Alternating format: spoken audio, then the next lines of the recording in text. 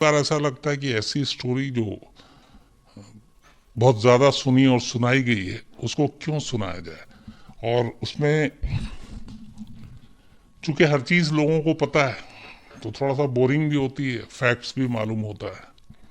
But मुझे लगा कि नहीं, इसमें कुछ चीजें ऐसी हैं जिसकी वजह से इस कहानी को मुझे सुनाना चाहिए। मैं वही मुंबई ब्लास्ट की बात कर रहा हूँ, मार्च 1993 की। हिंदुस्तान पे शायद कहते हैं कि तो इतना बड़ा आतंकवादी हमला इससे पहले कभी हुआ नहीं था जो 93 में हुआ था। और इस एक हमले ने बहुत कुछ बदल कर रख दिया था। बल्कि दुनिया में इस तरह का ये पहला इंसिडेंट था जब करीब 2-2.5 घंटे के अंदर एक के बाद एक करीब 12 धमाके हुए और इतने सारे लोगों की जान गई। और इसकी पूरी प्लानिंग और क्यों की गई थी, साजिश, सब कुछ था। बट इस पूरी चीज में एक चीज और सामने आई थी कि पुलिस को एक मौका मिला था। इस 12 मार्च 1993 से ठीक 3 दिन पहले 9 मार्च 1993 को अगर पुलिस एक शख्स की बात पर यकीन कर लेती और उसको सीरियसली ले लेती तो शायद 93 का ये सीरियल ब्लास्ट ना होता और इतने लोगों की जान नहीं गई होती। लेकिन पुलिस से एक बहुत बड़ी चूक हुई थी। वो कैसे हुई, कहाँ हुई, मैं कहानी के आगे बताऊंगा। थोड़ा सा मैं आपको शुरुआत का पहले बता देता हूँ, बहुत सारे लोगों को शायद डिटेल में नहीं मालूम हो। 12 जनवरी 12 मार्च 1993 फ्राइडे का दिन था ये, इसलिए एक फिल्म भी आई थी इस पे, ब्लैक फ्राइडे। अनुराग कश्यप ने डायरेक्ट किया था और एक जैदी हैं जो मुंबई के अच्छा लिखते हैं बहुत, उन्होंने ये पूरी किताब लिखी थी जिसके ऊपर ये फिल्म बनी थी। हालांकि शुरू में इस फिल्म को रिलीज होने का मौका ही नहीं मिला था। और इसमें वो जो अपने सीआईडी के इंस्पेक्टर अभिजीत हैं, उन्होंने भी इसमें रोल किया था। तो 12 मार्च 1993 का दिन था, फ्राइडे, दोपहर 1:28 पहला धमाका होता है। और ये धमाका होता है मुंबई स्टॉक एक्सचेंज, जो कि जीजी भाई टावर्स के अंदर है। और वहां के ये अंडरग्राउंड पार्किंग में एक कार खड़ी थी, उस कार में धमाका होता है। ये पहला धमाका था 12 मार्च 1993 का। और इस धमाके में 84 लोगों की मौत होती है और 217 जो है वो इंजर्ड होते हैं। इसके बाद थोड़ा सा वक्त बीतता है, गैप आता है टाइम में। ये 1:28 पर हुआ था। 2:15 पर दूसरा धमाका होता है। और इस बार धमाका हुआ कत्था बाजार है ये मुंबई में एक, वहां पे। यहाँ पे जो धमाका होता है उसमें एक स्कूटर पार्क था और उस स्कूटर में ब्लास्ट होता है। इस धमाके में 5 लोग मारे जाते हैं और 6 जो है वो इंजर्ड होते हैं। तो पहले मुंबई स्टॉक एक्सचेंज, उसके बाद अब कत्था बाजार। कंट्रोल रूम में फोन घूमना शुरू हो जाता है। पुलिस को लगता है पता नहीं क्या, कुछ समझ ही में नहीं, इसलिए कि ये सारी चीजों के लिए मुंबई पुलिस भी बड़ी अनजान थी उस वक्त। तो अभी इन 2 धमाकों के कॉल चल ही रहे थे कि 5 नहीं बल्कि 15 मिनट के बाद 2:30 दोपहर 2:30 पर शिवसेना भवन के पास एक लकी पेट्रोल पंप है, वहां पे तीसरा धमाका होता है। और इस धमाके में 4 लोग मारे जाते हैं और करीब 50 लोग बुरी तरह से जख्मी हो जाते हैं। इसके ठीक 3 मिनट के बाद 2:33 पर एयर इंडिया बिल्डिंग में चौथा धमाका होता है। ये मैरिन ड्राइव के पास है, एयर इंडिया बिल्डिंग, वहाँ पे इंडियन एक्सप्रेस का भी दफ्तर है। पहले, अभी से थोड़े दिन पहले तक हम लोगों का आज तक का भी दफ्तर मैरिन ड्राइव पे, वहीं पे मंत्रालय के पीछे था। तो चौथा धमाका जो होता है वो एयर इंडिया की बिल्डिंग में होता है, और यहाँ पे एक सफेद रंग की एम्बेसडर कार खड़ी थी, उस कार में धमाका होता है। इस धमाके में 20 लोग मारे जाते हैं, जबकि 85 लोग इंजर्ड होते हैं बुरी तरीके से। इसके ठीक 12 मिनट के बाद 2:45 पर पांचवा धमाका होता है, और ये होता है माहिम कॉसवे, ये मैरिन प्लाजा से बहुत दूर, वहां पे होता है। इसमें 3 लोग मारे जाते हैं और करीब 6 लोग जख्मी होते हैं। अब तक 5 धमाके हो चुके थे। मुंबई पुलिस कंट्रोल रूम में खबर चल रही थी और ये हो चुका था कि ये कोई बड़ा हमला है, लेकिन कैसे, कौन, क्यों, कुछ समझ में नहीं आ रहा था। लेकिन एक कॉमन चीज थी जो खबर आ रही थी कि कार में धमाका हुआ है, स्कूटर में धमाका हुआ है, मतलब और किसी चीज में नहीं हो रहा है। तो पुलिस अभी इन चीजों को संभल रही थी, फायर ब्रिगेड की गाड़ियां, तमाम लोग मौके पे पहुंच रहे थे। तभी 2:45 पर एक और कंट्रोल रूम में फोन आता है, और इस बार छठे धमाके की खबर थी। ये पासपोर्ट ऑफिस के पास वर्ली में एक पासपोर्ट ऑफिस है, वहां पे ये धमाका हुआ था। बल्कि पासपोर्ट ऑफिस के पास एक भीड़ भरा बाजार है, सेंचुरी बाजार, तो उस बाजार में ही ये धमाका हुआ। और इस बार जो धमाका हुआ था वो एक मेन होल में हुआ था। किसी ने मेन होल में बॉम्ब फिट किया था, और बेस्ट की जो है एक डबल डेकर बस जैसी उस मेन होल के ढक्कन पे उसका पहिया पड़ा, अचानक धमाका होता है। इस धमाके में सबसे ज्यादा लोग, अब तक जो इससे पहले 4 हुए थे, 113 लोगों की मौत होती है और 227 लोग इंजर्ड होते हैं, क्योंकि बस भी खचाखच भरी हुई थी और भीड़, मार्केट। इस धमाके के फिर 20 मिनट तक कोई अगला धमाका नहीं होता, लेकिन इसके 20 मिनट के बाद 3:05 पर 7वें धमाके की खबर आती है, और ये धमाका जावेरी बाजार में हुआ था। जावेरी बाजार में इसके बाद भी अभी 2006-07 या उसमें भी धमाका हुआ था, और मैंने उस पूरे इलाके को कवर किया था, देखा था, भीड़ भाड़ बहुत होती है। इस धमाके में भी एक स्कूटर का इस्तेमाल हुआ, और जावेरी बाजार में चूंकि भीड़ बहुत होती है, 17 लोग मारे गए और 57 लोग इसमें इंजर्ड हुए। ये 3:05 पर हुआ था 7वां धमाका। इसके ठीक 5 मिनट के बाद 3:10 पर सीरॉक होटल बांद्रा, यहां पे 8वां धमाका होता है। हालांकि इस धमाके में किसी की जान नहीं गई, लेकिन इसमें होटल को बहुत नुकसान हुआ था।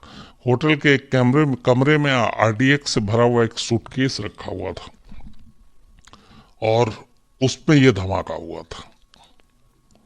तो ये पहला धमाका था, 8वां धमाका, जिसमें किसी की मौत नहीं हुई थी। लेकिन इस धमाके के ठीक 3 मिनट के बाद एक और धमाके की खबर आती है, 9वें धमाके की, और ये धमाका इस बार प्लाजा सिनेमा में हुआ था। इस धमाके में 10 लोग मारे गए और 37 घायल हुए। तो अब तक 9 धमाके हो चुके थे, और एक को छोड़कर बाकी हर जगह जानी नुकसान, लोग बहुत बड़ी तादाद में घायल हो रहे थे। पुलिस को कुछ समझ में नहीं आ रहा था, जहां खबर मिलती वहीं फायर ब्रिगेड की गाड़ियां, एम्बुलेंस, पुलिस का दस्ता, सब भाग रहे थे।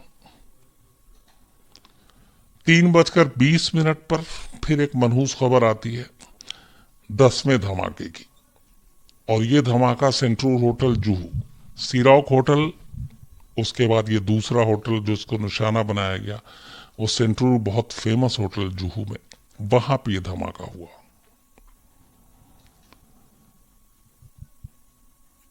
इस धमाके में जो इस्तेमाल किया गया था वो भी एक कार का इस्तेमाल किया गया जो कि सेंट्रल होटल के पार्किंग में खड़ी हुई थी।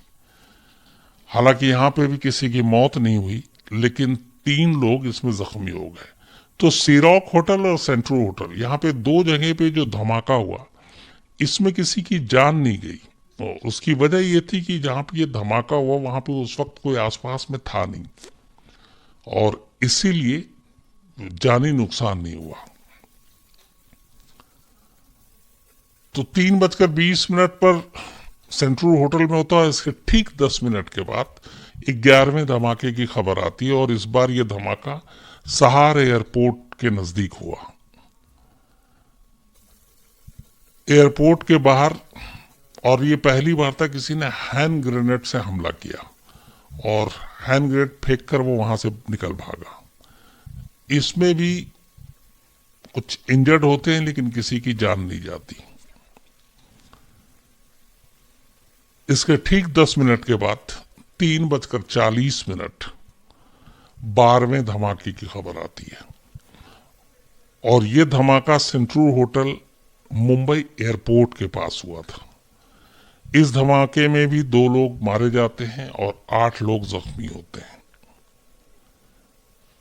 3:40 के बाद शुक्र है कि फिर किसी और धमाके की ऐसी कोई मनहूस खबर नहीं आती, और चूंकि अब तक पुलिस परेशान थी, एक जगह पहुंचती दूसरे जगह की खबर, दूसरे जगह पहुंचती तीसरे जगह की खबर, तो पूरा मुंबई पुलिस का अमला और दस्ता एक तरह से सड़क पर उतर आया था, और एक के बाद एक करते करते 3:40 पर आकर जब 12वां धमाका होता है, उसके बाद ये सिलसिला थमता है।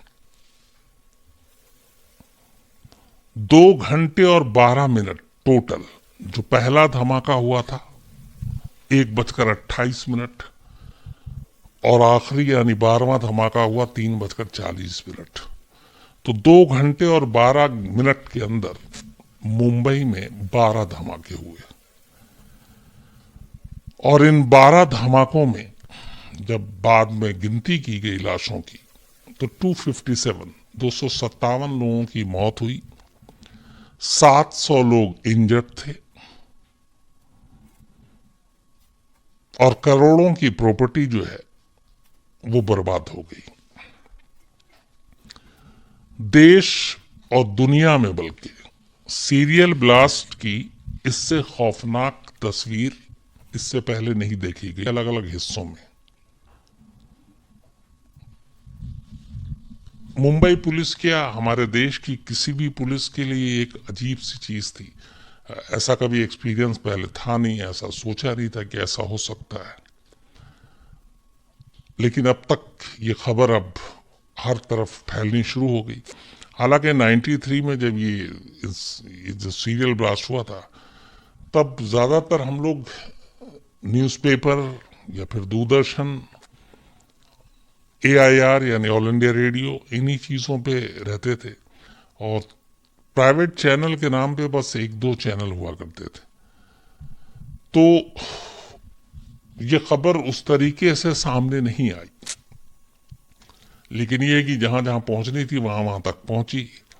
और मुंबई के धमाके से दिल्ली भी फिर फौरन सकते में सन, और दिल्ली में हाई लेवल फिर मीटिंग हुई, फौरन मुंबई को जो भी हेल्प हो सकी वो देने की बात हुई। लेकिन अभी तक किसी आतंकवादी संगठन ने या किसी और ने कोई क्लेम नहीं किया था कि यह धमाका हमने किया है। तो ये भी समझ में नहीं आता ये हो क्यों रहा। सब कुछ अंधेरे में था, मतलब बिल्कुल अजीब सी पैनिक सिचुएशन था कि कैसे हो रहा, क्या हो रहा है। और शाम होने के बाद भी ये दहशत और डर थी कि मालूम नहीं है, अभी 12 है कि इसके बाद 13, 14, 15 कब रुकेगा। लेकिन जैसे जैसे थोड़ा वक्त बीता, उसके बाद धमाका नहीं हुआ, तो फिर शुक्र हुआ कि चलो अब कम से कम ये सिलसिला थमा। अब ये सिलसिला थमा, इसके बाद जाहिर सी बात है पहले घायलों को, इन सारी चीजों को देखा गया। उसके बाद रात भर दिल्ली से हाई लेवल टीम पहुंची, हमारे सिक्योरिटी एक्सपर्ट्स की, और सब कुछ मुंबई के साथ पुलिस के साथ बातचीत हुई और फिर एक डिसाइड किया गया कि इस पूरे मामले की जांच के लिए हाई लेवल टीम बनाई जाएगी और ऐसी 3 टीमें हाई लेवल बनाने का फैसला किया गया।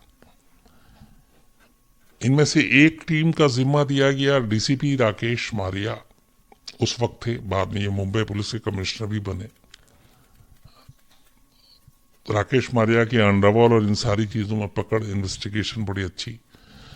तो 3 टीमें जो हाई लेवल बनाएगी उसमें एक राकेश मारिया उस वक्त डीसीपी थे, दूसरी टीम की जिम्मेदारी जो दी गई वो आरूप पटनायक को दी गई, ये भी इन चीजों के एक्सपर्ट, और तीसरी टीम जिनके अंडर में बनाई गई वो उस वक्त जब ये सीरियल ब्लास्ट हुआ था तब मुंबई के खुद पुलिस कमिश्नर थे एएस सामरा साहब। तो राकेश मारिया, अरूप पटनायक और एएस सामरा, इन तीनों की अगुवाई में 3 अलग अलग टीमें इस पूरे मुंबई हमले की जांच के लिए बनाई गई और उनको ये काम दिया गया कि आप तफ्तीश करें और पता करें ये है क्या, क्योंकि अभी तक किसी ने क्लेम नहीं किया, कुछ पता नहीं।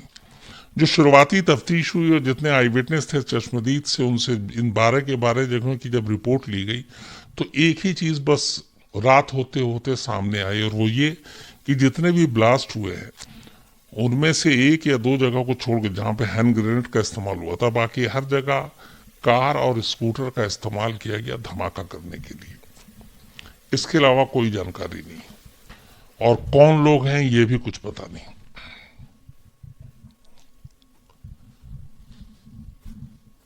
अब ये सारे धमाके हो चुके, पुलिस अपनी जांच में लगी हुई है, कुछ सामने आ नहीं रहा है। 12 मार्च के बाद 13 मार्च इन्हीं चीजों में गुजर जाता, सिर्फ यही एक क्लू है कि स्कूटर और कार इस्तेमाल किया गया। 2 दिन बाद 48 घंटे बाद 14 मार्च 1993 का दिन आता है। दोपहर करीब 1:30 बजे मुंबई पुलिस कंट्रोल रूम को दादर इलाके से एक लावारिस स्कूटर की खबर मिलती है कि चूंकि ये सब कुछ हो गया और जिस तरीके से स्कूटर और कार की खबर थी कि उन्हीं में सारे ब्लास्ट और विस्फोटक रखे थे, तो पूरी मुंबई में जितने लोग थे बाकायदा वहां पे पुलिस के जरिए ये ऐलान भी कराया गया कि कोई भी ऐसी लावारिस गाड़ी और वो देखें तो उसको न छुएं न उसके नजदीक जाएं। तो ये लोगों तक ये बात पहुंच गई थी और इसी बात का असर था कि 2 दिन बाद 48 घंटे बाद 14 मार्च 1993 को 1:30 बजे मुंबई पुलिस कंट्रोल रूम को खबर मिलती है कि दादर इलाके में एक स्कूटर लावारिस खड़ी है। बम निरोधक दस्ते के साथ फौरन वहां पे टीम पहुंचती है, स्कूटर की जांच की जाती है। जब स्कूटर की जांच की जाती है तो पता चलता है कि उस स्कूटर की डिक्की में और बाकी जगहों पे 15 किलो आरडीएक्स रखा हुआ है।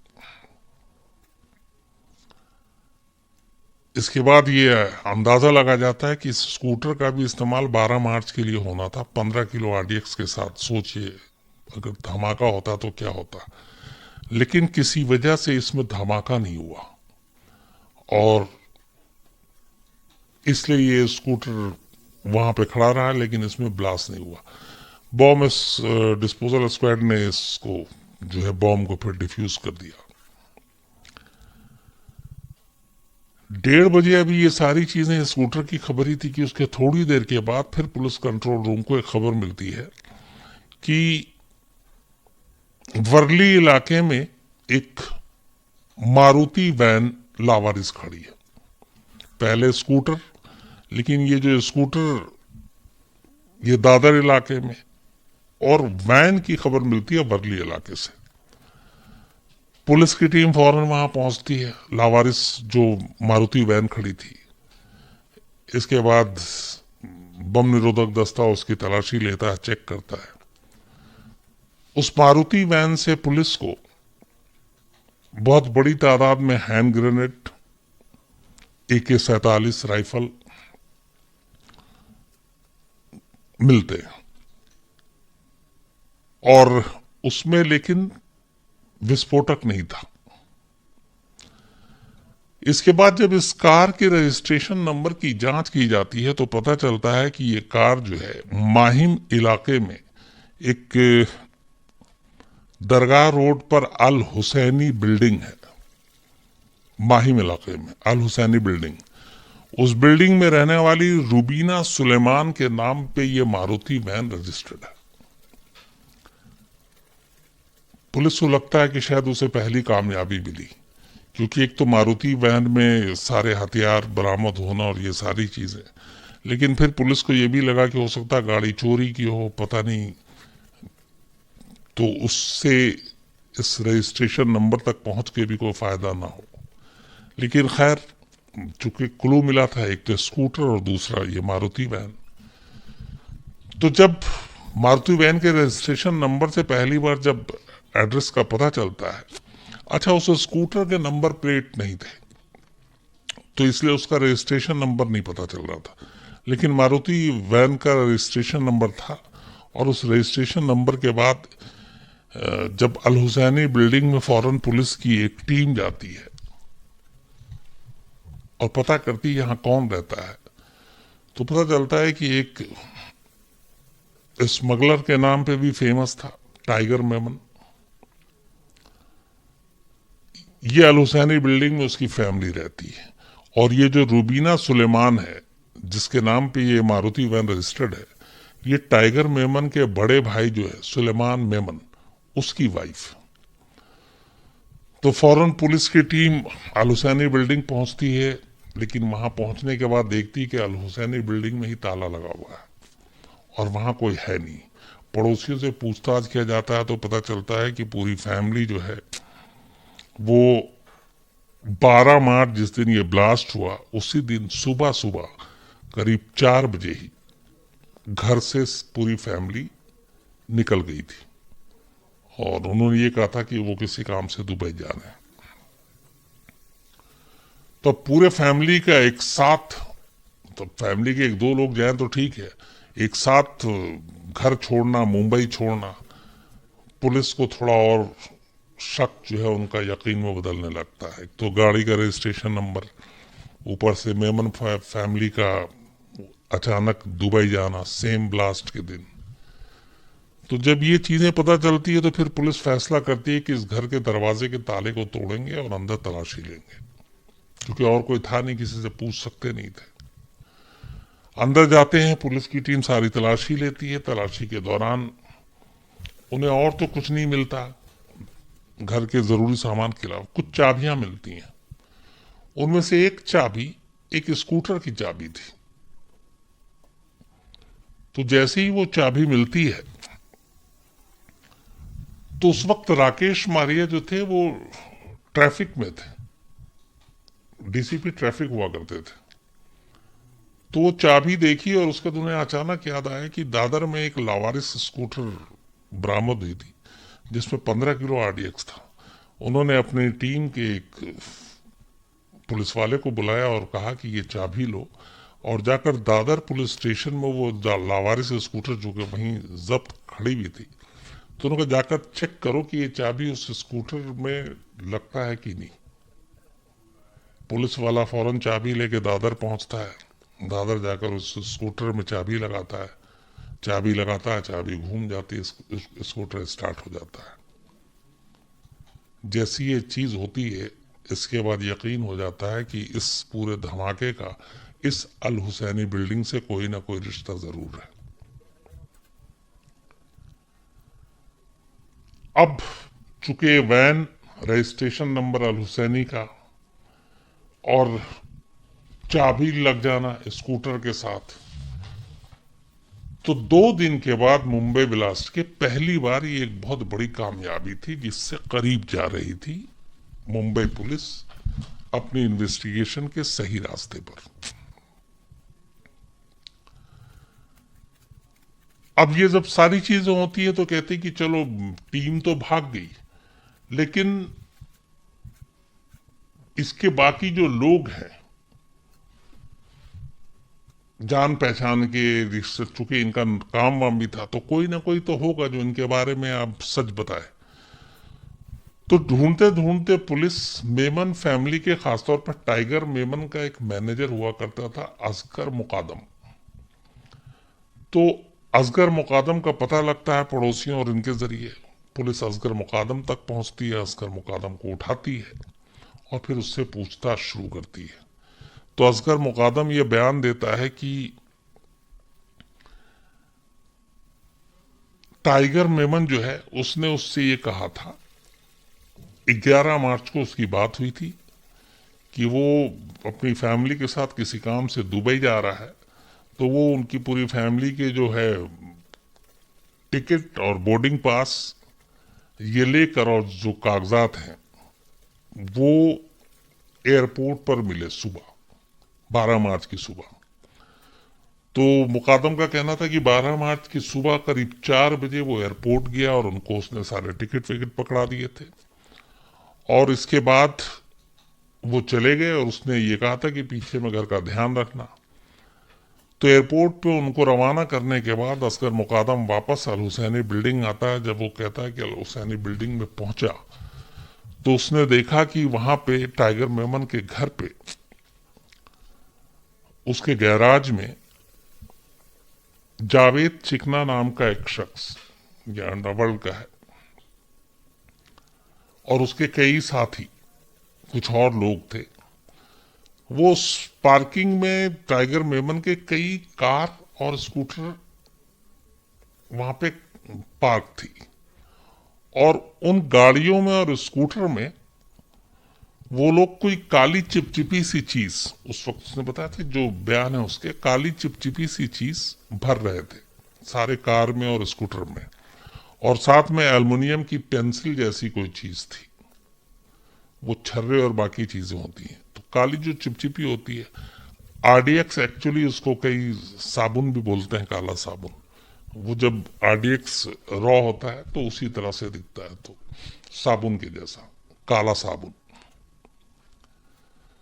तो बोला कि उसने देखा और उसके बाद थोड़ी देर के बाद देखा कि उन्हीं में से सारे लोग एक एक करके वो कार और स्कूटर वहां से लेके चले गए और फिर उसके बाद वो भी वहां से निकल गया।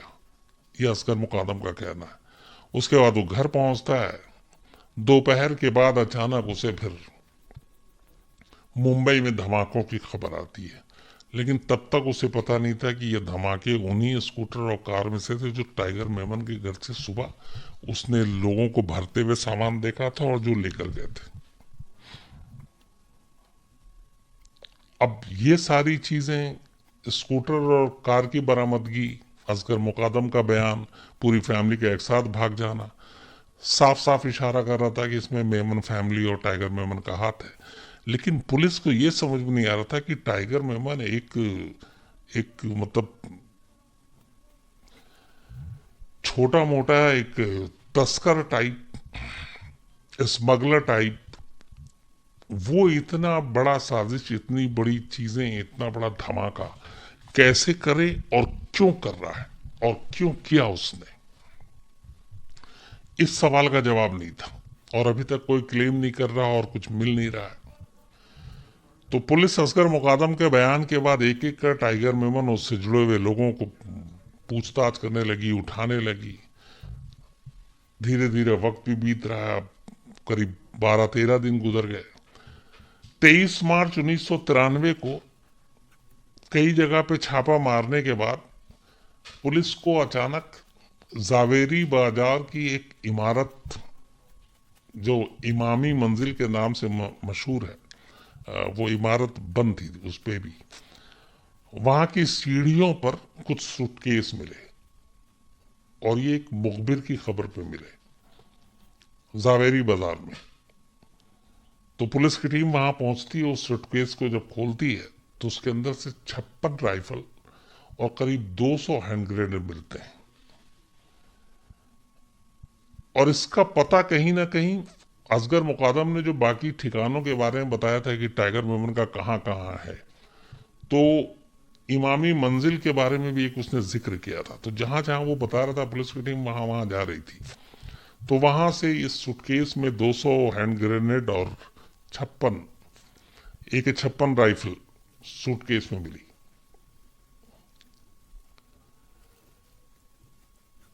और इसी के साथ एक याकूब नाम का शख्स भी पकड़ाता है, पुलिस उसको भी पकड़ती है। इसके बाद 3 दिन और गुजर जाता है, 26 मार्च की तारीख आ जाती है।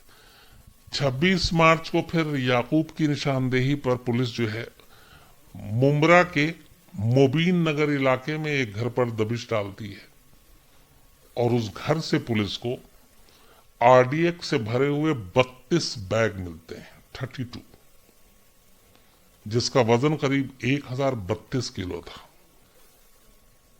और 574 किलो जिलेटिन था। जब ये पुलिस ने बरामद किया तो हिंदुस्तान में आरडीएक्स की पकड़ी जाने वाली उस दिन की सबसे बड़ी खेप थी। उससे पहले 1032 किलो वजन का आरडीएक्स हिंदुस्तान में न किसी एजेंसी ने देखी थी, न किसी ने पकड़ा था। लेकिन ये अभी शुरुआत थी, क्योंकि इसके ठीक 4 से 5 दिन के बाद 2 अप्रैल 1993 को पनवेल थाने में एक सिपाही से खबर मिली। उसने किसी से कुछ बात करते हुए सुना था इस धमाके के बाद कि कहीं आरडीएक्स और है। तो नागला गांव के पास समंदर के अंदर पानी में 28 बोरे पुलिस को और मिलते हैं, जो जिलेटिन से भरे हुए थे। और इसके अलावा 28 बोरे आरडीएक्स से भरे हुए और 20 बोरे जिलेटिन से भरे हुए। जब पुलिस इन बोरों की फिर वजन करती है और आरडीएक्स की, तो इसका वजन निकलता है 2380 किलो आरडीएक्स। इससे पहले 1032 किलो। मतलब कायदे से एक्सपर्ट के हिसाब से चले तो ये जितनी बड़ी तादाद में ये आरडीएक्स बरामद हुई थी, पता नहीं मुंबई के कितने हिस्से बचते या ना बचते अगर ये ब्लास्ट होता तो इस बरामदगी से यह एहसास होता है कि धमाके की साजिश कितनी बड़ी थी। और शायद जो मुंबई में उस दिन 12 धमाके हुए और जो नहीं हुए वो उससे ज्यादा भयानक थे। अगर वो होते तो क्या होता, ये खुद पुलिस वालों के पैरों तले से जमीन खिसक गई थी जब इतनी मात्रा में आरडीएक्स की बरामदगी हो रही थी। और शुक्र यही था कि ये सब ब्लास्ट नहीं हुआ। अब ये सारी चीजें चल रही थी, टाइगर मेमन के लोगों को भी एक एक करके एक दूसरे से कड़ियां जोड़ते हुए जो मिल रहे थे पूछा जा रहा था। अब करीब करीब 1 महीना पूरा होने वाला था। तभी 11 अप्रैल 1983 को पुलिस ने एक बिल्डर हैं इब्राहिम चौहान, एक मुखबिर की सूचना पे इब्राहिम चौहान को पकड़ा, इस बिल्डर को, और इससे पूछताछ की, क्योंकि इसका कई जगहों पे नाम आ रहा था कि ये इन पूरे धमाकों के बारे में बहुत कुछ जानता है। तो पहली बार जो सबसे बड़ी कामयाबी मिली, अभी तक के धमाके में 1 महीना लगभग होने वाला था, 12 मार्च को धमाका हुआ था और 11 अप्रैल आ गया था। तो इब्राहिम चौहान को जब पुलिस उठाती है तो पहली बार पुलिस के सामने जो नाम आते हैं धमाके के लिए और जो सवाल का जवाब मिलता है कि टाइगर मेमन जैसा स्मगलर इतनी बड़ी साजिश कैसे रच सकता है, क्यों रचेगा, कि उसने ऐसा किया क्यों। तो इब्राहिम चौहान जब मुंह खोलता है तब जवाब मिलता है कि इस सीरियल ब्लास्ट के पीछे टाइगर मेमन जरूर है, लेकिन टाइगर मेमन के साथ जो है वो अंडरवर्ल्ड डॉन दाऊद इब्राहिम है, उसका भाई अनीस इब्राहिम है, अबू सलेम है। वो एक एक कर सबका नाम बताता जाता है और इसी नाम की कड़ी में बताते बताते वो संजय दत्त का भी नाम लेता है। इब्राहिम चौहान पहला शख्स था जिसने संजय दत्त का नाम लिया था। ये एक बिल्डर था मुंबई का, और साथ में वो बताता है कि उस वक्त बॉलीवुड के 2 फिल्म प्रोड्यूसर, एक समीर हिंगोरा और दूसरा हनीफ कड़ावाला। हनीफ कड़ावाला आपको याद होगा, जब भी संजय दत्त जेल से बाहर आते पेरोल पे, ये जब अंदर गए तो संजय दत्त के साथ हमेशा जो है वो हनीफ कड़ावाला ही, बड़ा गहरा दोस्ती भी सुना है। तो ये इब्राहिम चौहान ने ही नाम बताया, दाऊद का, अनीस का, और साथ में इन दो प्रोड्यूसर्स का, समीर हुंगोरा और हनीफ कड़ावाला का। और उसने बताया कि इन दोनों ने ही पहली बार संजय दत्त के बारे में जिक्र किया था, और उस वक्त संजय दत्त को कुछ खतरा था, और संजय दत्त ने अनीस इब्राहिम को फोन किया। अनीस इब्राहिम से उन्होंने कुछ चीजें मांगी, तो इब्राहिम चौहान ने कहा कि उसे इस बात की जानकारी है कि अनीस इब्राहिम ने यह कहा था अबू सलेम को कि संजय दत्त के घर गिटार और टेनिस बॉल पहुंचाना है। गिटार मतलब AK-56 राइफल, और टेनिस बॉल मतलब हथगोले, हैंड ग्रेनेड, ये कोड वर्ड था। तो अनीस इब्राहिम के कहने पे अबू सलेम 9 AK-56 राइफल और 80 हैंड ग्रेनेड लेकर संजय दत्त के घर पहुंचता है। जहां मैंने बताया, फिर संजय दत्त को पहली बार वो किसी बड़े फिल्म स्टार को अपने आमने सामने देखता है, मिलता है, हाथ मिलाता है, गले 3-3 बार गले लगता है। लेकिन संजय दत्त इतनी बड़ी मात्रा में ये हथियार देखकर घबरा जाता है, और उसके बाद सिर्फ एक AK-56 राइफल अपने पास रखता है, और उसके बाद बाकी चीजें अबू सलेम को कहता है कि भैया वापस ले जाओ। तो वो सारी चीजें अबू सलेम वापस ले जाता है, और सिर्फ एक AK-56 संजय दत्त अपने पास, और उसी एक AK-56 राइफल रखने के लिए सजा भी काटी। तो पहली बार इब्राहिम चौहान के खुलासे के बाद पता चलता है मुंबई पुलिस को कि इसके पीछे अंडरवर्ल्ड डॉन दाऊद इब्राहिम का हाथ है। टाइगर मेमन शामिल जरूर है, लेकिन दाऊद इब्राहिम है, और दाऊद इब्राहिम है तो उसके पीछे पाकिस्तानी खुफिया एजेंसी ISI भी है। क्योंकि इतनी बड़े पैमाने पे प्लानिंग, साजिश, ये अकेले इन लोगों के बलबूते की बात नहीं थी। और इसी इब्राहिम चौहान के खुलासे के बाद इसने 11 अप्रैल को जो खुलासा किया था, जिस दिन ये खुलासा किया था तब संजय दत्त इंडिया से बाहर शूटिंग पर थे। 19 अप्रैल को संजय दत्त लौटते हैं शाम के वक्त मुंबई में, और 19 अप्रैल 1993 को मुंबई एयरपोर्ट पर लैंड करते ही मुंबई पुलिस संजय दत्त को गिरफ्तार कर लेती है। तो संजय दत्त की गिरफ्तारी मुंबई ब्लास्ट के 1 महीना और 3 दिन के बाद, 1 महीना और 6 दिन के बाद गिरफ्तार होते हैं संजय दत्त। 19 अप्रैल 1993 को संजय दत्त की गिरफ्तारी हुई। अब और खुलासा जब होता है तो 22 अप्रैल 1993 को इसके बाद मुंबई पुलिस की टीम जो है बहुत कस्टम अधिकारी और अपने पुलिस वालों पर भी गाज गिराती है। एक बहुत बड़े कस्टम अफसर थे, SN सिंह, पुलिस उनको गिरफ्तार करती है। इल्जाम यह था कि मुंबई के समंदर से, डॉक से जो RDX लाया गया, उसको लाने में डी कंपनी की इन्होंने मदद की, पैसे लिए, और इन्हें पता था कि इसमें क्या है, उसके बावजूद रोका नहीं। और मुंबई पुलिस की जो अंदर में बहुत सारे अपने पुलिस वाले थे जो डी कंपनी के पैसे पे पलते थे, उनको भी गिरफ्तार किया गया।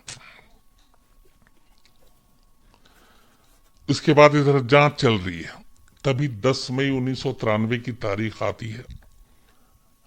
मुंबई ब्लास्ट का ये 59वां दिन था, और इस दिन पुलिस को एक और बड़ी कामयाबी लगती है। इस धमाकों में शामिल एक शख्स जिसका नाम बादशाह खान था, उसको पुलिस रामपुर UP से गिरफ्तार करके मुंबई लाती है। और जब वो मुंबई लाया जाता है तो बादशाह खान उनमें से था जो इस पूरी साजिश में शामिल था। अब उसके की मुंह से जो कहानी सुननी थी वो मतलब सीधे लाइव थी, सब कुछ वैसा था। तो ये इसलिए बादशाह खान की गिरफ्तारी मुंबई के लिए एक बहुत, पुलिस के लिए बहुत बड़ी कामयाबी थी। और अब बादशाह खान से पुलिस पूछताछ करती है। इसके बाद बादशाह खान कहानी सुनाता है। बादशाह खान की कहानी ये थी कि इस 12 मार्च 1993 की पूरी साजिश टाइगर मेमन ने रची थी। और उसका साथ दिया था दाऊद इब्राहिम ने और उसके भाई अनीस इब्राहिम ने।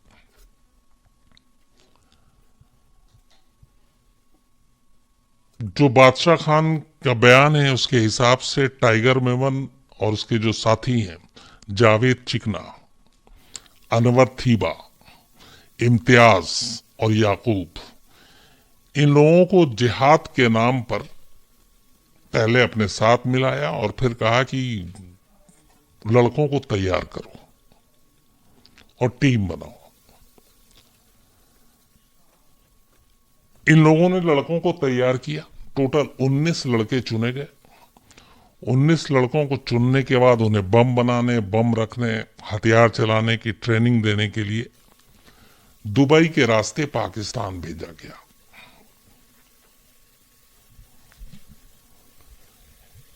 अब जब वो उसने बयान देना शुरू किया, बाकी लोगों को बताया, तो उसी की निशानदेही पर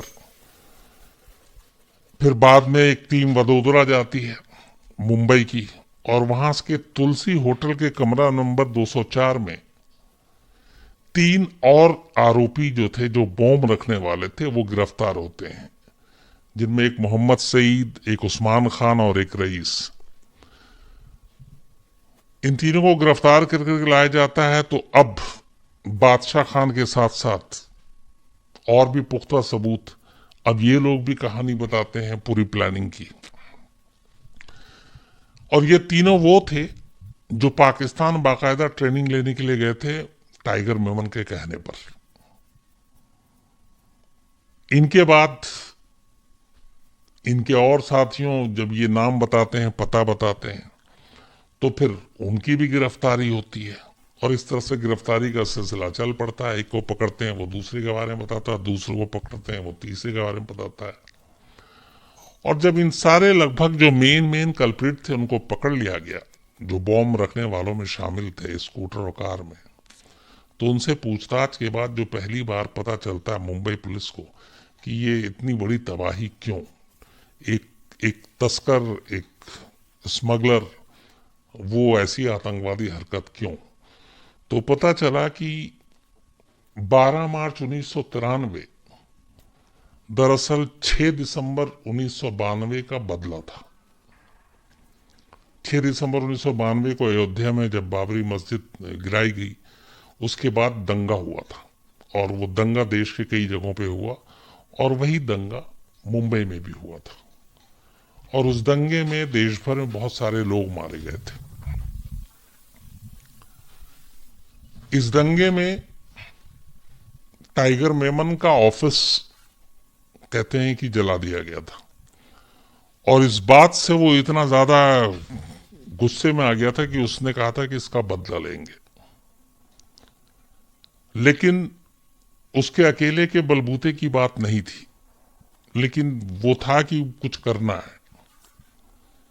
एक कहानी इसमें यही कि इसके बाद अच्छा, ये जब कुछ हुआ, जब दंगा वंगा, तब तक उससे पहले दाऊद अपना सब कुछ समेट कर ऑलरेडी दुबई जा चुका था, और दुबई से ही ऑपरेट कर रहा था दाऊद इब्राहिम, मुंबई में नहीं था। तो अब ये था कि ये सारी चीजें करनी है दंगे के बाद जो टाइगर मेमन के साथ हुआ, लेकिन टाइगर मेमन को चाहिए था कि कोई उसकी हेल्प करे। इसी दौरान कहते हैं कि दिसंबर 1992 में ही दुबई में दाऊद इब्राहिम के पास एक पार्सल आता है। इसका कई जगह पे जिक्र है, और बाकायदा जो मुंबई पुलिस की कहानी है उसमें भी इसका जिक्र है, और मुंबई पुलिस इस चीज को मना नहीं करती। तो वो कहती है कि दुबई में दाऊद के घर पे एक पार्सल आया, और उस पार्सल में कुछ चूड़ियां थी और एक लेटर था, और वो किसी महिला ने लिखी थी, और ये कहा था कि तुम हमारे साथ यहाँ जुल्म हो रहा है, और तुम वहां या तो कुछ मदद करो या ये चूड़ी पहनकर बैठ जाओ। ये एक कहीं से कहानी आती है, लेकिन ये कितना सच है कितना झूठ है ये मैं नहीं कह सकता। लेकिन टाइगर मेमन को लगा कि दाऊद इब्राहिम मदद कर सकता है, और दाऊद इब्राहिम तब तक दुबई में जाकर सेटल था, और उसे लगा कि पैसे और बाकी प्लानिंग के मदद पे भी वो कर सकता है। तो इसके बाद टाइगर मेमन दुबई जाता है, और दुबई के एक होटल में अनीस इब्राहिम से पहले उसकी मुलाकात होती है। अनीस इब्राहिम के साथ मुलाकात में फिर मोहम्मद दौसा, तौफीक जलियावाला, शेख अहमद, हाजी उमर मुस्तफ़ा, सैयद आरिफ, ये सब मिलकर मुंबई की पहली राउंड में एक प्लानिंग करते हैं कि ऐसे ऐसे धमाका करना है। इसके बाद दुबई से वो लौटने के बाद जब उसे लगता है कि ये सारी चीजें होंगी, फिर वो 19 लड़कों को तैयार करता है। 3 खेप में ये उन लड़कों को दुबई के रास्ते पाकिस्तान भेजता है। पहली खेप 11 फरवरी 1993 को टाइगर मेमन जो है यहां से 7 लोगों को दुबई से पाकिस्तान भेजता है ट्रेनिंग लेने के लिए। वो 7 लोग जो थे उसमें जावेद चिकना, बादशाह खान, परवेज कोलावाला, सलीम पासोपकर, सलीम बाजार वाला, फारूक पावले और जकीर, ये लोग 13 फरवरी 1993 को पाकिस्तान पहुंचते हैं ट्रेनिंग लेने के लिए। दूसरी खेप 15 फरवरी 1993 को भेजता है। इस खेप में 3 लोग थे, एक फिरोज अमानी मलिक, नियाज अहमद और नसीन बारमेयर। ये भी दुबई के रास्ते वहां पहुंचते हैं 17 फरवरी को। पहली खेप 13 फरवरी को पहुंची, दूसरी खेप 17 फरवरी को। तीसरी खेप 19 फरवरी को तीसरे ग्रुप में 9 लोग थे। येबा याकूब, नासिर ढकला, अनवर थोबा, इरफान चौगले, शाहनवाज, अब्दुल अख्तर, मोहम्मद रफीक, गुल मोहम्मद खान, बशीर खान, ये लोग थे जो पहुंचते हैं। पाकिस्तान जाने के बाद ये 19 के 19 लड़के वहां ट्रेनिंग लेते हैं और फिर 4 मार्च 1993 को ट्रेनिंग लेने के बाद दुबई पहुंचते हैं और फिर दुबई से 4 मार्च को मुंबई पहुंचते हैं। इसके बाद इन सब का अब टारगेट ये था कि ट्रेनिंग तो हो गई, अब तुम इलाके की रेकी करो। तो इन सब के हिस्से में था कि मुंबई की कौन कौन सी जगह पे है जहां धमाके करने हैं। तो ये काम इनको दिया गया। चूंकि बॉम्ब इन्हें रखना था तो इन्होंने सारे इलाके की रेकी की और उस हिसाब से इन्होंने जगह चुनी।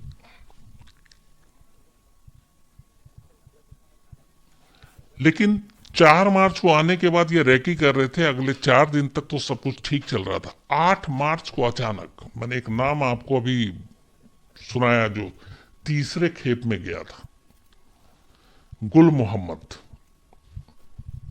टाइगर मेमन के 19 लड़कों में से जो चुना गया था एक।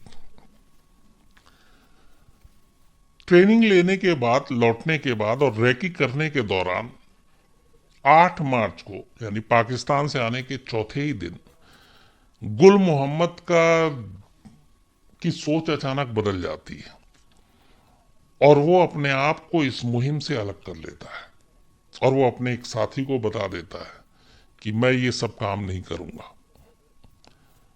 अब गुल मोहम्मद की ये बात उस साथी को जब पता चलती है तो ये बात टाइगर मेमन तक पहुंच जाती है। टाइगर मेमन को लगता है कि अगर ये पीछे हट गया इस मिशन से तो ये किसी को भी बता सकता है और इससे ये मिशन भी नाकाम होगा और इसके अलावा सारे पकड़े जाएंगे, सारे राज खुल जाएंगे। तो अपने आदमियों से कहता है कि गुल मोहम्मद को मार दो। उसके आदमी गुल मोहम्मद को मारने के लिए निकलते हैं, लेकिन गुल मोहम्मद तक ये खबर पहुंच जाती है और गुल मोहम्मद अंडरग्राउंड हो जाता है, वो भाग जाता है। उसे लोग ढूंढ रहे हैं, टाइगर मेमन के लोग, लेकिन वो आता नहीं है। ये 8 मार्च की बात है। किसी तरह छुपता छुपाता उसे ये भी लगता है कि ज्यादा दिन तक छुप नहीं पाएंगे, पकड़े जाएंगे, मारे जाएंगे। बहुत कोशिश करके 9 मार्च 1993 को गुल मोहम्मद खुद पुलिस के सामने पहुंचता और सरेंडर कर देता है।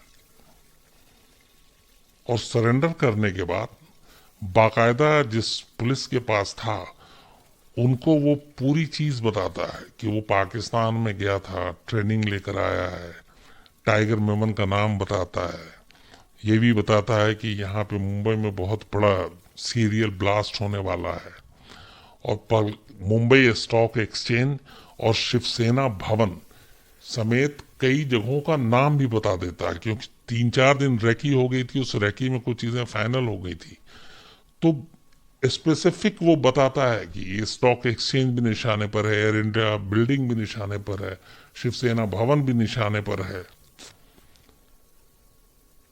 और ये सब मकसद ये भी था शिवसेना भवन को निशाना बनाना कि इससे एक तो धमाका और इसके बाद फिर और माहौल खराब हो और फिर हिंदू मुस्लिम आपस में लड़े तो ज्यादा नुकसान हो।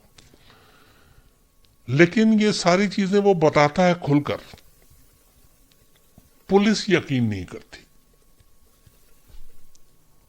अब इसमें कई बात में हम लोगों ने ये चीज कंफर्म की थी कि एक गुल मोहम्मद ने पुलिस को 9 मार्च को बताया था सरेंडर करके, तो अगर पुलिस उस दिन मान लेती और इस चीज पे पूरी फोर्स लग जाती तो शायद 12 मार्च 3 दिन के बाद ये चीजें ना होती।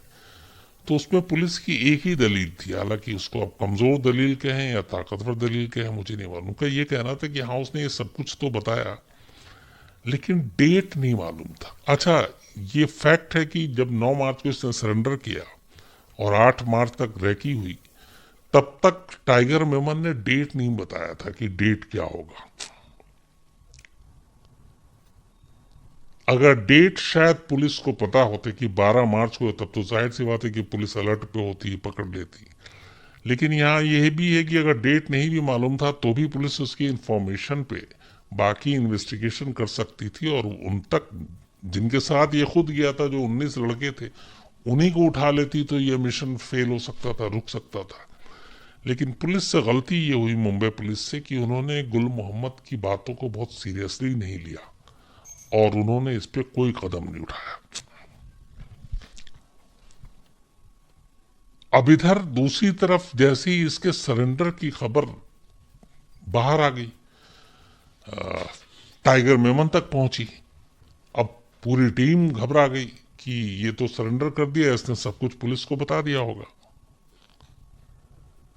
तो अब क्या किया जाए, मिशन को पोस्टपोन कर दिया जाए, खत्म कर दिया जाए।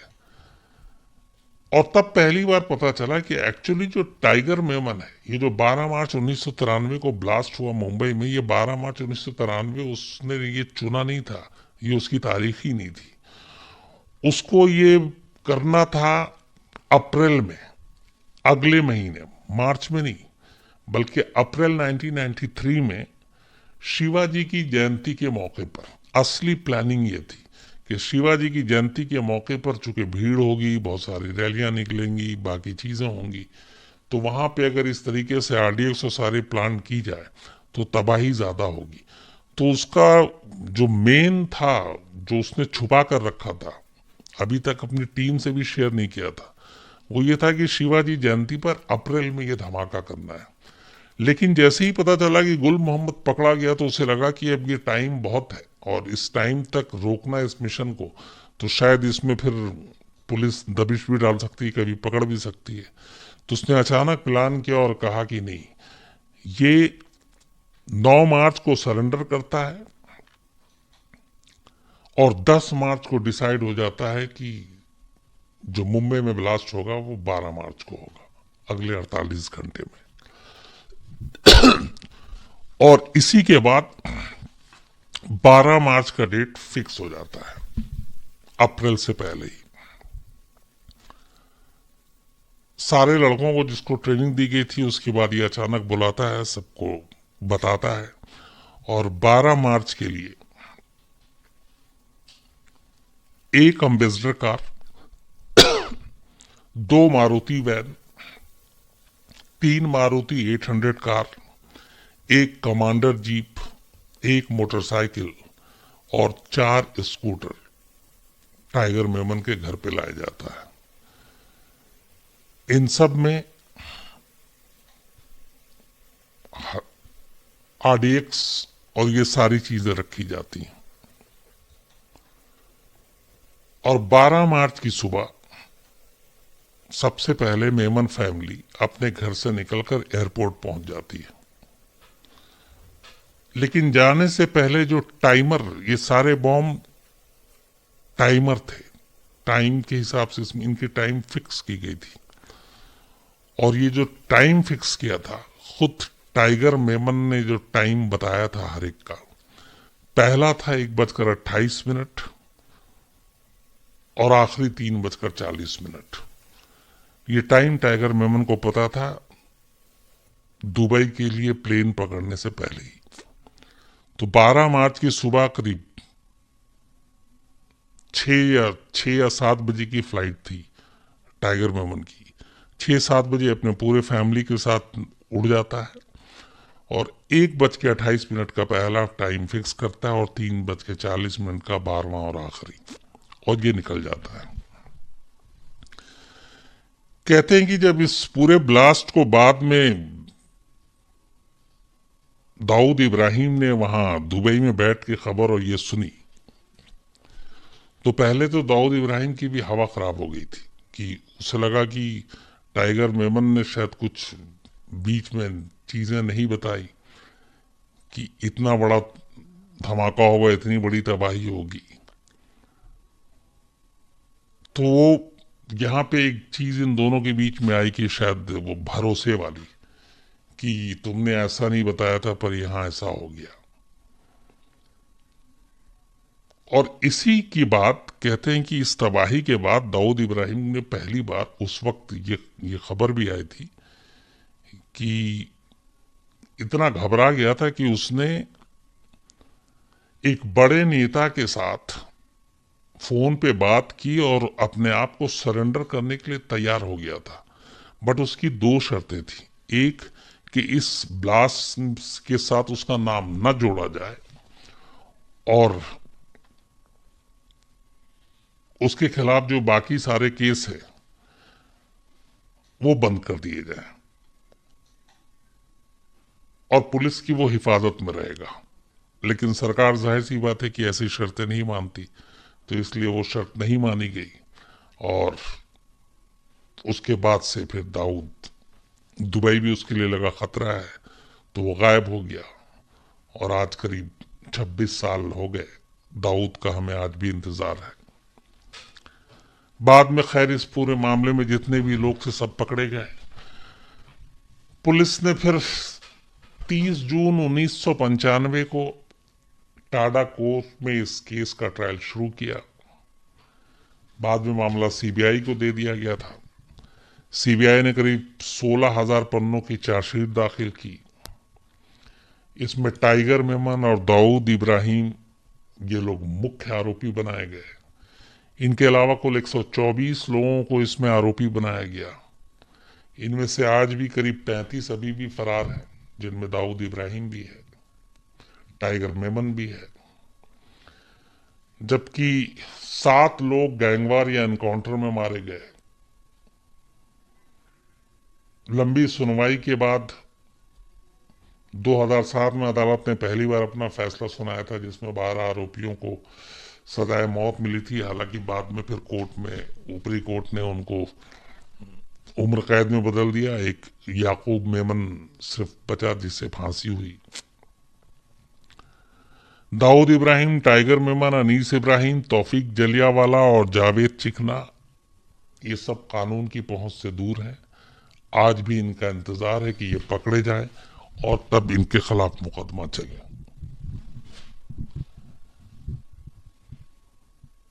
तो ये थी पूरी कहानी 93 ब्लास्ट की, और इसकी साजिश रची गई थी दुबई में। लेकिन इसमें मुख्य जो था, जिसने सबसे पहले पहल की, वो टाइगर मेमन था। लेकिन टाइगर मेमन को पूरा प्लेटफॉर्म और हर चीज मुहैया कराने वाला दाऊद इब्राहिम था, और यही वजह है कि ये दाऊद इब्राहिम भी इसमें मुख्य आरोपी है। लेकिन अफसोस की बात यह है कि मुंबई के सीने पे जो जख्म 12 मार्च 1993 को मिले, जो उसके हिस्से में आए, उनका गुनहगार, असली गुनहगार आज 26 साल बाद भी हिंदुस्तान की कानून की चौखट से बहुत दूर है। और इंतजार इसी बात का है कि कब ये लोग पकड़े जाएं और कब इनकी गुनाहों का इन्हें सजा हो। बट इंतजार है, देखिए कब तक ये हाथ आते हैं। तो इससे जुड़े हुए जो भी सवाल जवाब होंगे, मैं बिल्कुल, हालांकि वक्त आज कहानी लंबी हो गई, मामला भी बहुत लंबा था, बड़ा भी था, क्योंकि इतने बड़े पैमाने पर इस तरह की चीजें इससे पहले हिंदुस्तान ने कभी देखी नहीं थी। खैर, मैं वादा के हिसाब से मैंने बहुत सारी चीजें और नोट करके लाया हूँ, वो मैं बताता हूँ आपको। कुछ लोगों के नाम, कुछ सुझाव। एक सलवंत रहर हैं, नारायण पारीक हैं, बड़ा अच्छा, ये मकाऊ से इन्होंने भेजा है कि आप कभी आए, होटल में डिस्काउंट भी मिलेगा। Thank you very much Narayan Pareek साहब। सलमान पठान, उत्कर्ष यादव, इरफान खान है, इनकी अम्मी का बर्थडे था शायद फ्राइडे को, और मैं फ्राइडे उस दिन बातचीत भी नहीं कर पाया। तो इरफान साहब, आपकी अम्मी की सालगिरह बहुत बहुत मुबारक हो, ऊपर वाला उन्हें लंबी उम्र दे। अरजान सापकोटा हैं, तारिक शेख, अजय सिंह। इनका सवाल था कि क्या सुनील, जो डॉक्टर सुनील मंत्री वाला मामला सुनाया था मैंने, वो रेयर केस में आता है? इसमें देखना पड़ेगा, क्योंकि जैसे तंदूर कांड था, वो भी रेयर केस में इसलिए नहीं आया कि कोई पुलिस का कहना था या अदालत का कि मर्डर तक तो वो नॉर्मल था, मतलब रेयरिस्ट में नहीं आता, लेकिन मर्डर के बाद उसने टुकड़े किए थे। तो अब यहाँ पे भी ये देखना पड़ेगा कि जिस वक्त कत्ल किया, क्या वो रेयरिस्ट में आएगा या कत्ल